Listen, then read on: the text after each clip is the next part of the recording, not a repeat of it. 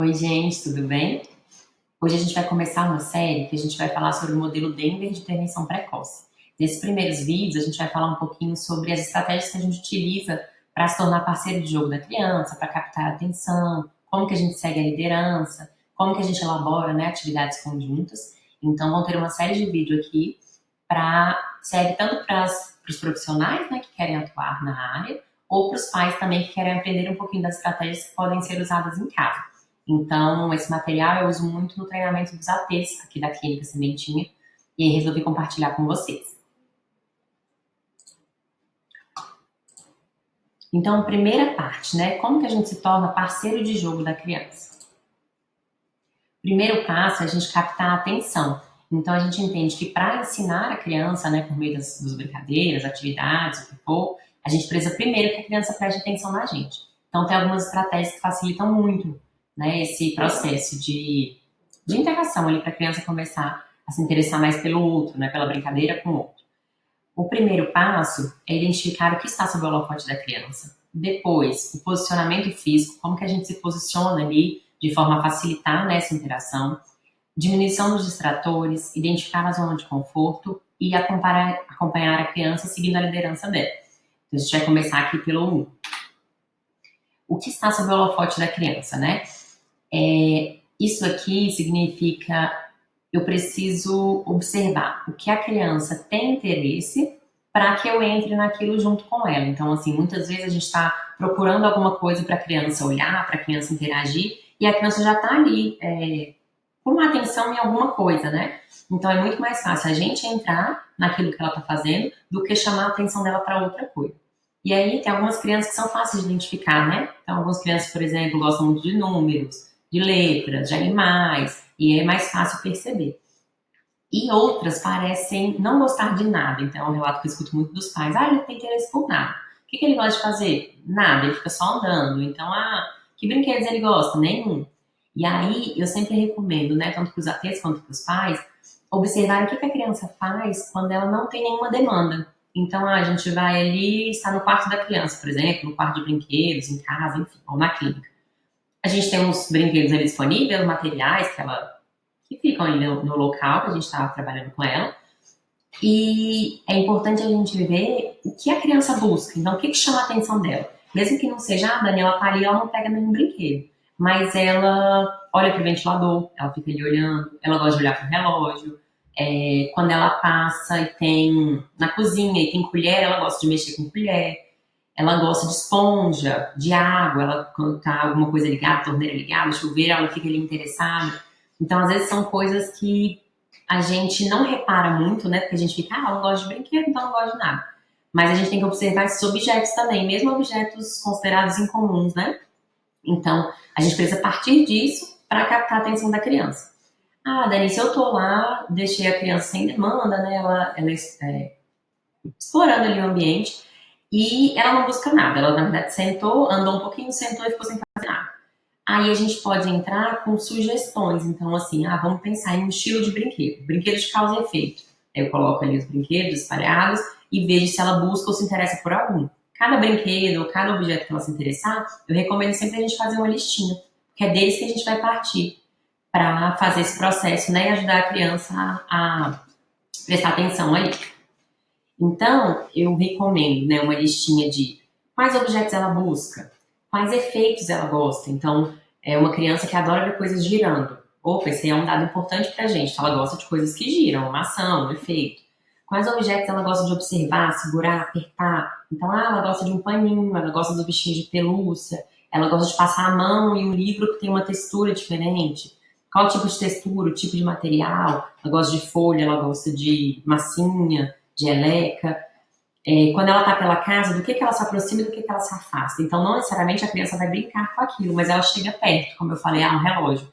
Ela vai lá, vê o relógio girando e ela chega e fica observando. Isso já é um dado importante pra gente. E do que ela se afasta, então coisas que ela não gosta. Pra gente já saber o que incomoda a criança, né? Objetos sensoriais a gente pode testar também. Então, pompom, bolha de sabão, catavento, massinha, como eu falei, geleca. Quais ações que ele costuma fazer. Então, tem crianças que gostam de... A gente finge que vai pegar, a criança sai correndo. Ela gosta de brincadeira física, de jogar para cima, de cosquinha. e quais atividades faz com que ela peça ajuda, né? Então, quando a criança pede sua ajuda, porque esse aqui é um ponto importante, porque é o momento que ela vai precisar de você, que você esteja presente. Então, a gente observar quando ela vai brincar com tal coisa, quando ela vai pegar alguma coisa, ela normalmente precisa de ajuda. Então, esse também é um dado importante. Então, o segundo passo para a gente poder captar ali a atenção da criança, né, é a questão do posicionamento. Parece algo simples, mas é bem importante. Normalmente, né, a gente ali como adulto, quando está interagindo com uma criança, a gente costuma muito ficar nessa posição aqui da direita, né? Então, a gente sentado, a criança encostada aqui na gente, mas ela não tem a visão do nosso rosto, das nossas expressões, do nosso corpo dessa forma aqui. E o que a gente quer é que a criança, que seja fácil para ela olhar para a gente, né? Muitas vezes as crianças que a gente atende, elas vão ter muito essa busca pelo outro, pelo olhar do outro, pela expressão do outro. Então a gente quer facilitar isso para que fique mais fácil ela fazer esse contato. Então, dessa forma aqui, a gente vai facilitar o contato visual, o da esquerda, né, de frente para a criança. Ela vai ter uma visão clara do nosso rosto, das expressões, dos gestos, da nossa boca. Então, quando a gente fica de frente para a criança, de preferência ali, na mesma linha do olhar, a gente tem muitos ganhos, né? E aí eu sempre falo que isso não quer dizer que a gente vai pegar a criança e vai ficar trocando a criança de lugar, que pode ser bem aversivo. O que a gente faz é nós, né, terapeutas ou pais, nós vamos mudando nossa posição de acordo com a criança. Então, a gente está de frente, ela virou para o outro lado, eu dou a volta ali, né, sento ali mais perto dela de uma forma que ela não precisa ser perto, mas de uma forma que ela consiga visualizar seu rosto, né? Essa questão do perto ou longe vai depender muito de cada criança. A gente vai falar um pouquinho disso mais para frente. Outro passo, né, o terceiro, é diminuir a concorrência, que a gente fala, diminuir os distratores do ambiente, né? O que acontece? Quando a gente vê uma imagem assim, e é muito comum, principalmente nas casas das crianças, né, no quarto de brinquedos, ou no quarto dela mesmo, ou até nas clínicas, né, nos consultórios ali de terapia.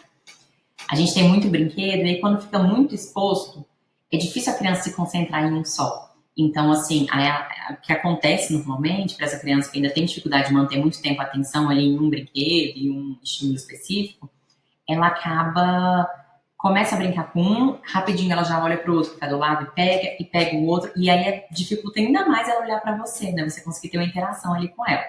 Então, eu sempre indico que coloque as coisas, né, em caixas, os brinquedos ali, a gente vai arrumar de acordo com cada criança, mas de forma geral, a gente coloca os brinquedos em caixa, não deixa tudo espalhado, para que ela possa, né, quando ela quiser, a gente pega aquela caixa, abre, seleciona o que ela quer. A gente está brincando ali, então, estamos brincando com o brinquedo. Você viu que a criança perdeu o interesse, já tira aquele brinquedo dali, acaba, né, finaliza e pega um outro brinquedo. Então, assim, deixa uns 2, 3, se for o caso, mas não deixar aquele monte de brinquedo espalhado. Então, um exemplo que acontece muito, né, quando a gente está usando ali blocos de montar, Lego para as crianças. Eles viram ali o saquinho, né, a embalagem, e aí fica um monte de peça espalhada. Então, eu sempre falo para os ATs, olha, pega um pouco dessas peças e esconde, ele coloca atrás de você e começa brincando com poucas, porque vai aumentar a chance dele olhar para você, dele fazer um pedido de uma peça, de você poder participar ali da brincadeira, do que se você estiver com um monte de brinquedos, ou um monte de peças daquele brinquedo, né? Que a criança vai só ficar olhando para eles para pegar e encaixar. Então, essa questão de diminuir os tratores é bem importante também. É claro, como eu falei lá atrás, né? No primeiro encontro, no início, quando a gente está conhecendo a criança, às vezes a gente deixa algumas coisas para entender quais são os interesses dela, o que ela busca, né? Aquela questão de ver o que está sob o holofote da criança. Mas depois, a ideia é que a gente comece a fazer isso, né? Então, deixa 3 brinquedos ali visíveis, 4, igual nessa imagem aqui à direita, então as coisas estão em caixas. Tem alguns brinquedos aqui, mas de forma organizada, então tem um brinquedo só no chão, a criança vai brincar ali com ele, depois a gente pode trocar, ela vai lá e escolhe outro. Então, isso facilita bastante também para a gente captar a atenção. Outra coisa importante, né, o passo 4, é identificar a zona de conforto. É claro que quando a gente fala, né, para os pais, é mais fácil para eles porque eles já têm um vínculo com a criança, então eles já sabem, né, o que a criança gosta, o que ela não gosta. Mas para os assistentes terapêuticos, terapeutas e tudo, eu sempre falo que a gente precisa, né, e o modelo dele coloca muito isso, entender o que é confortável e o que não é para a criança, porque a gente não quer deixar ela desconfortável. Então, muitas vezes, né, tem crianças que não se importam, a gente senta ali pertinho e ela fica bem, não foge. Mas tem algumas crianças que dão indicativos de que não estão gostando daquela proximidade toda. Então, por exemplo, você está aqui na frente da criança, muito perto, e ela começa a virar a cabeça, ela começa a evitar seu olhar, ela começa a virar, né, ir mais para trás, como se fosse se afastar um pouco, ou muda de reação ou de humor. Então é importante a gente ir aos poucos. Percebeu que a criança está dando esses sinais? Afasta um pouquinho mais, vê se ela fica mais confortável. Depois você pode ir aproximando de novo, mas sempre a gente identificar isso para não ficar algo aversivo para a criança, né? Se ela não gosta, a gente não vai ficar ali muito perto. Eu indico que, por garantia, a gente fique mais ou menos ali um braço ali de distância, que é uma distância ok, né? E a gente não fica tão grudado.